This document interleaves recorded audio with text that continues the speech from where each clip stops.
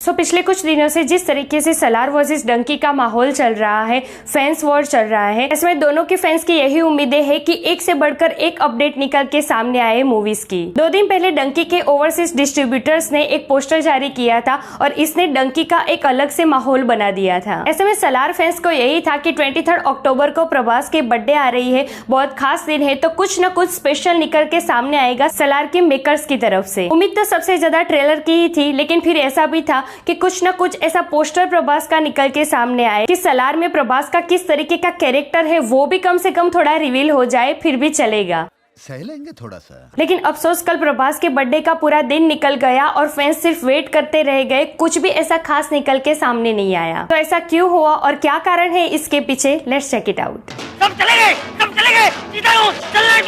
है everyone, welcome to the फिल्मी B. मैं हूं एकता जानी।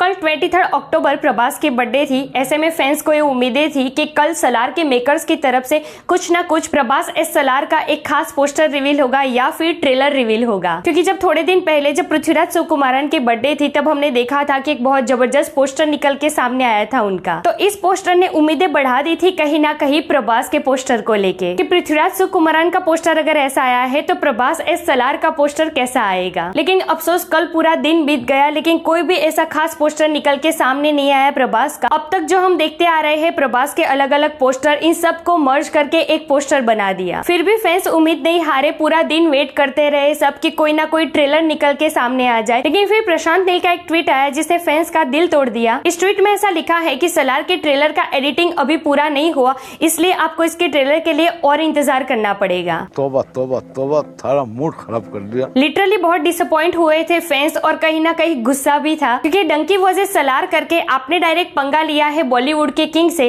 अगर ऐसे में आप इस तरीके का रुख अपनाएंगे और टाइम पे अगर कोई अपडेट नहीं देंगे आप मूवी के बारे में, खास करके प्रभास एस सलार को लेकर, तो ये बहुत बड़ी चूक हो जाएगी मेकर्स से। कहीं ना कहीं इससे सलार की हाइप कम होती जाएगी। लेकिन फिर भी होमबाले फिल्म्स, प्रशांत नील और केजीएफ यूनिवर्स, इन 3 नाम पे फैंस ब्लाइंडली ट्रस्ट करते हैं और ऊपर से इसमें जुड़ गया है सुपरस्टार प्रभास का नाम, तो प्रोडक्ट को लेके कोई भी क्वेश्चन करने का तो सवाल ही नहीं उठता। तब चले वेट एंड वॉच की पॉलिसी अपनाते हैं और सलार के ऑफिशियल ट्रेलर का इंतजार करते हैं।